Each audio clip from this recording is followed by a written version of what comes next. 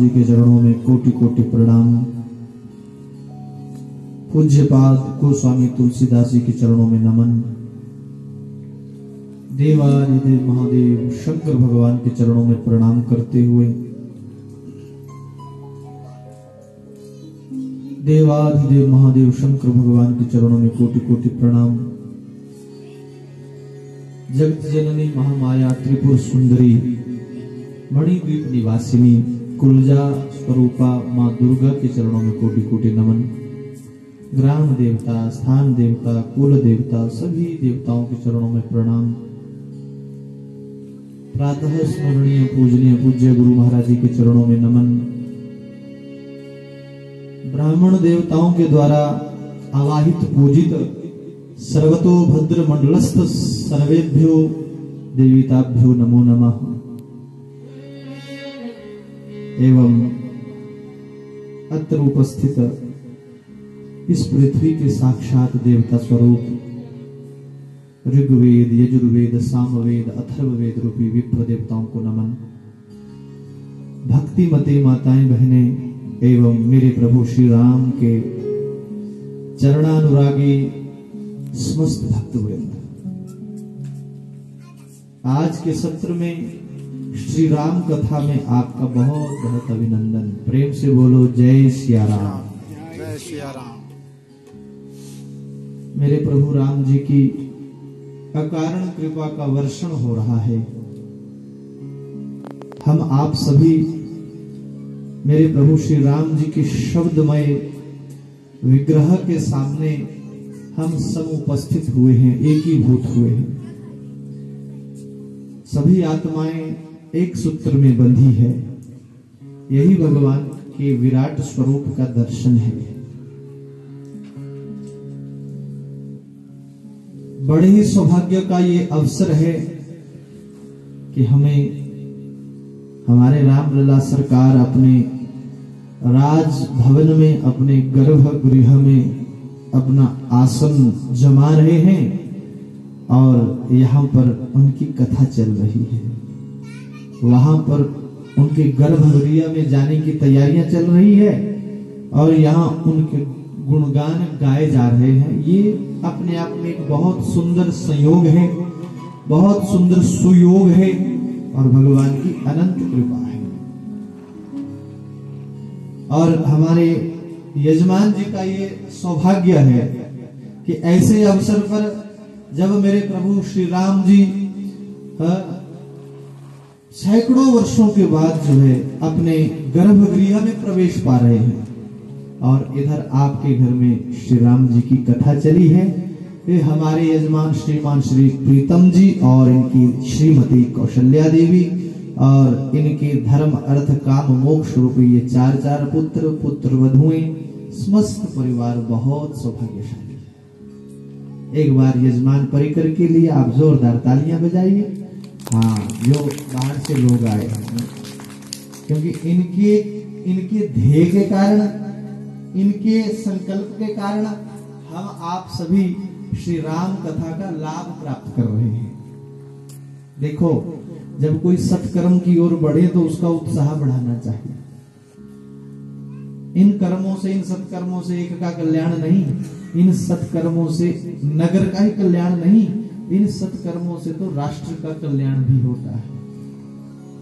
मेरे प्रभु राम जी कितने प्रसन्न है, ये आपकी श्रद्धा, आपकी भक्ति और आपका जो प्रभु में प्रेम है वो बताता है।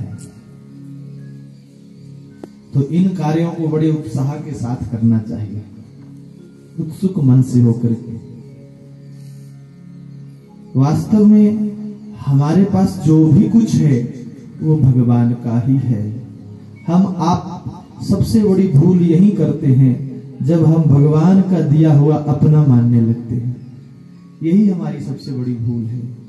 और जब यहाँ पर आकर के आसक्त हो जाते हैं, ये मेरा है, ये तेरा है, तो इस भावना में जब हम जीने लगते हैं तो ही बाद में हमें कष्ट भी होता है। वास्तव में जो भी है सब मेरे प्रभु का है, राम का है, कोटि ब्रह्मांड नायक है वो। बोलिए सियावर रामचंद्र भगवान की। आओ समर्पण भाव भगवान को अर्पित करते हुए फिर अब कथा में प्रवेश पाएं, हमारा मन निर्मल हो जाए, क्योंकि हमारे प्रभु की सबसे पहली शर्त ही ये है, निर्मल मन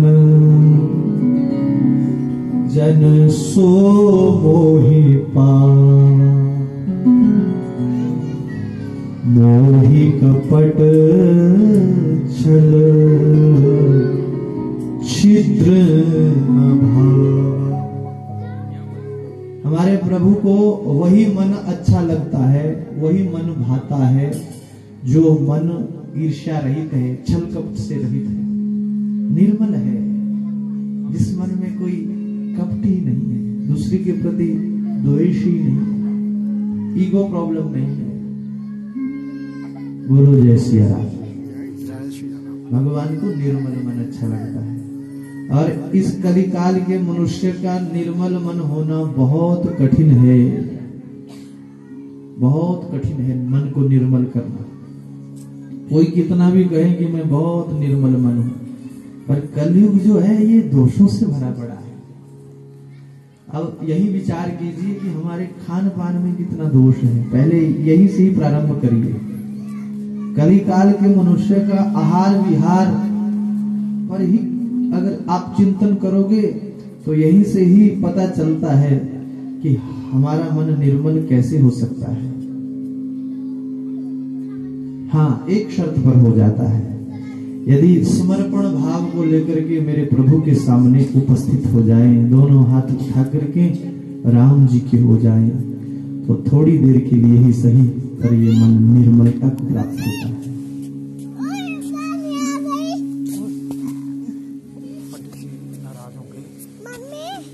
निर्मल मन जन सो मोहि पावा, मोहि कपट छल छिद्र न भावा। इसलिए मन को निर्मल करने के लिए ये सारी भूमिका हम सबसे पहले बनाते हैं। अब कथा में प्रवेश पाते हैं, पर कथा में एकाग्रता चाहिए, शांति बनाए रखें, बस जैसे कैसे भी प्रयास ये करना है, ये चित्त वृत्तियां इधर उधर ना भागे। कथा का आनंद आता ही तब है जब सबकी चित्त वृत्तियां एक हो। यही एक मंच ऐसा होता है, यहाँ पर कोई कैसे भी आकर के बैठ जाए, ये एक सूत्र में बंध ही जाता है। इसलिए कथा में एकाग्रता बनाए रखें, शांत चित्त होकर के बैठे। पिछले कल आपने कथा में श्रवण किया, हमने रामचरितमानस के भीतर प्रवेश पाया, और रामचरितमानस के माध्यम से आपको गोस्वामी जी ने जो भाव यहाँ पर रामचरितमानस में लिखे हैं, वर्णन किए हैं, उन भावों को बीच बीच से व्यक्त किया।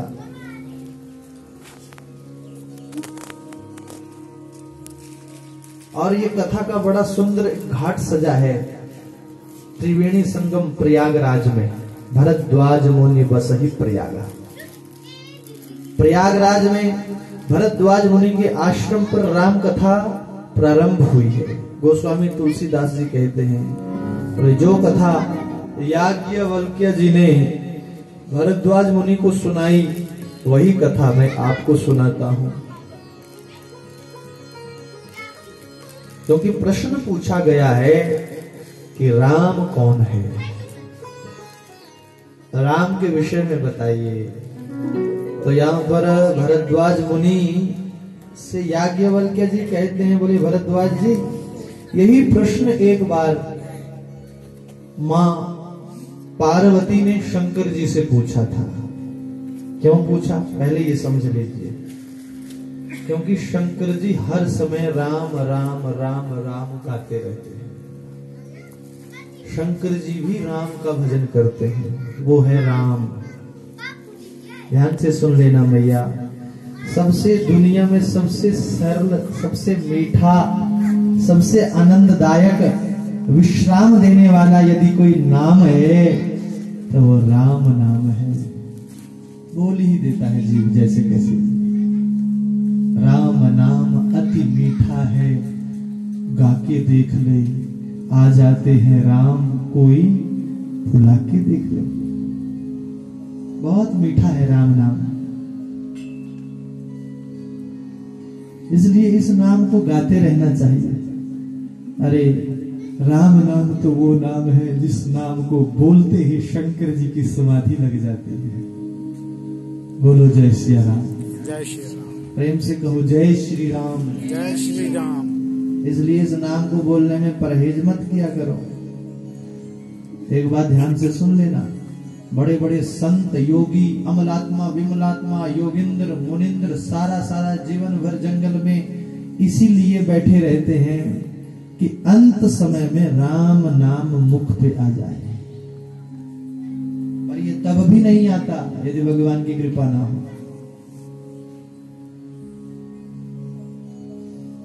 तो राम कथा प्रारंभ ही यहां से होती है कि राम कौन है।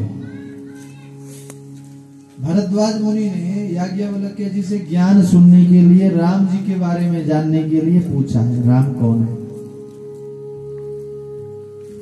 तो फिर याज्ञवल्क्य जी ने भरद्वाज मुनि से इसी प्रश्न के उत्तर में कहा, बोले हे भरद्वाज, यही प्रश्न एक बार कैलाश पर्वत पर बैठे हुए शंकर भगवान के सामने मां पार्वती ने किया था। हे प्रभु, हे शिव, हे महादेव, जिनके ध्यान में आप रहते हैं, जिनका नाम आप जपते हैं, वो राम है कौन?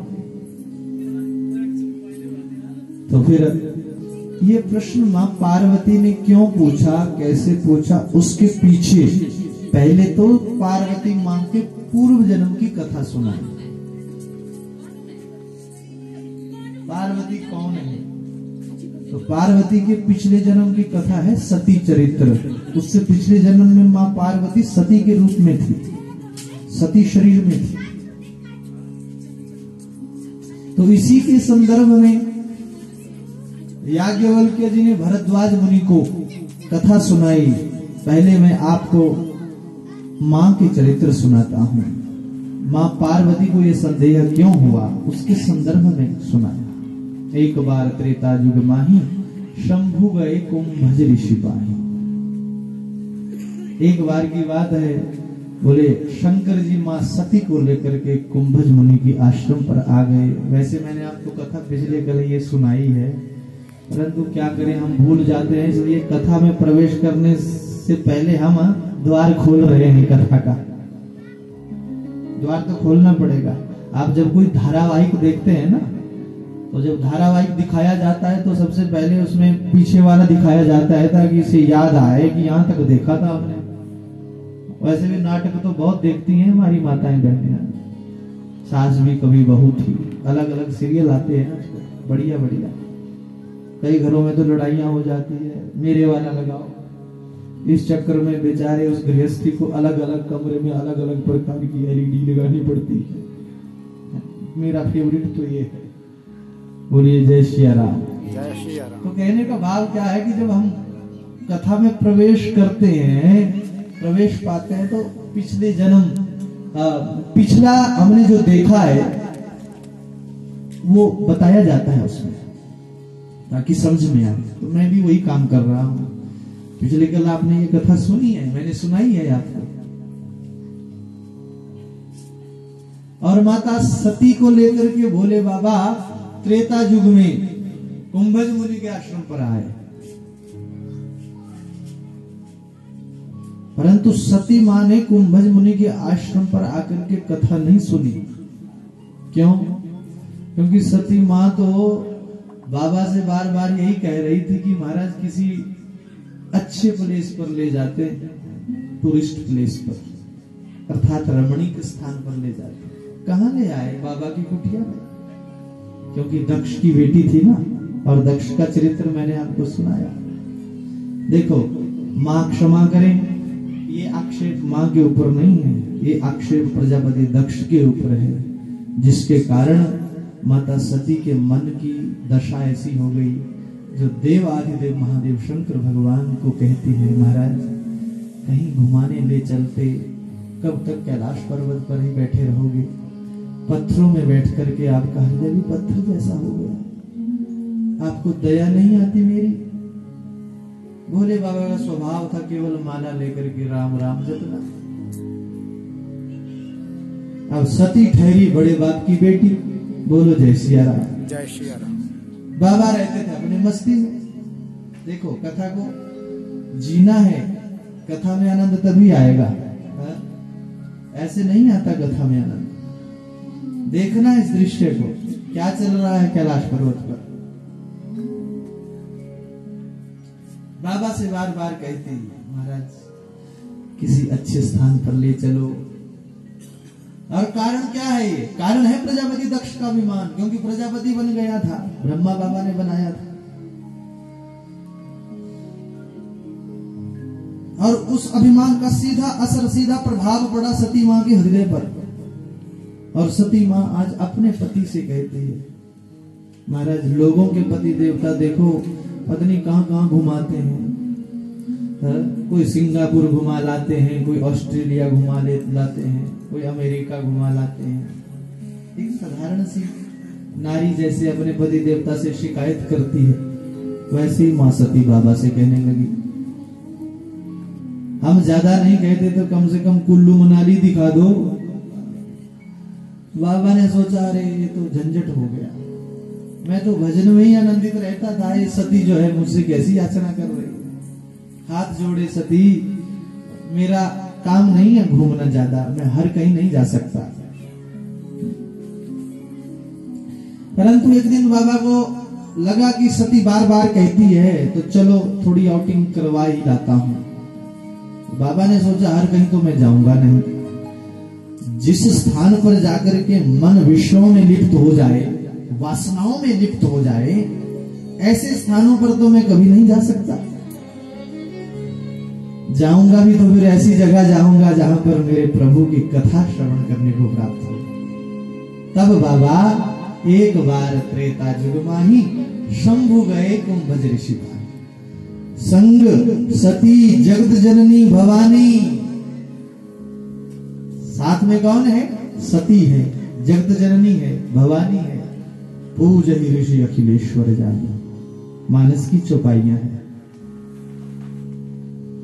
और मां सती को लेकर के त्रेता युग की बात है, इधर कुंभज मुनि के आश्रम पर आए। अब भोले बाबा जैसे आश्रम पर आए तो वो ठहरा एक संत का आश्रम, बढ़िया कुटिया थी कुंभज मुनि की, और कुटिया में महाराज ना जाने कितने प्रकार के तो घोंसले बने हुए थे। माता पार्वती सोचे, ये कहाँ ले आए महाराज, मैंने तो सोचा था कि किसी टूरिज्म प्लेस पर ले जाएंगे, ये बाबा की कुटिया में ले आए। अब सती माँ का मन ना लगे, मन विचलित होने लगा। बाबा को कोनी मार करके कहने लगी, महाराज चलो यहां से। बाबा ने कहा, सती मैं अपने प्रभु राम की कथा सुनना चाहता हूं, आराम से बैठ जाओ। जैसे मैं बैठा हूं वैसे आसन धारण करके बैठ जाओ।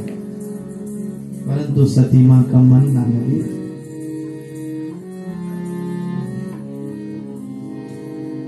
बाबा सब कुछ देखते रहे, सहन करते रहे। होनी बड़ी बलवान।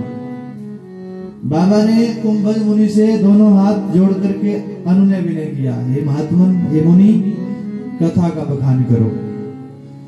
देखो, जब कथा सुननी हो तो फिर वहां पर ये मायना नहीं रखता कि कितने लोग हैं,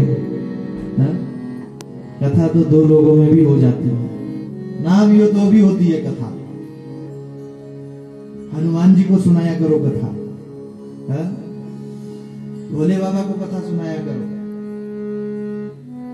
कथा तो आनंददायिनी है। भोले बाबा कहते हैं, हे महात्मन कथा सुनाइए। कुंभज मुनि संकुचित हो गए, बोले महाराज आपने ही तो कथा रची है। रची महेश निज मानस राखा, राम कथा तो आपने ही रची है, हम आपको क्या कथा सुनाएंगे, आपके सामने हम क्या बोले। देखो, जो विवेकी पुरुष होता है ना, वो बड़ों को, विद्वान जनों को, बुद्ध पुरुषों को आदर देते हैं, जो विवेकी पुरुष होते हैं। तो ये कुंभज मुनि की दैन्यता है, दीन भाव है। कुंभज मुनि कह रहे हैं, हे महादेव, हम आपको क्या कथा सुनाएंगे, आप तो स्वयं राम कथा को रचने वाले हैं, राम कथा को लिखने वाले हैं। आपने ही अपने हृदय में इसको रच करके रखा है, तो हम आपको क्या कथा सुनाएं। परंतु ये एक कुशल श्रोता की पहचान है, वो चाहे कितना भी बड़ा विद्वान ज्ञानी क्यों ना हो, जिसको कथा से प्रेम होता है, फिर वो ये नहीं देखता कि कथा करने वाला कैसा है, वो केवल कथा को रसपान करता है, चाहे वो कितना भी ज्ञानी क्यों ना हो।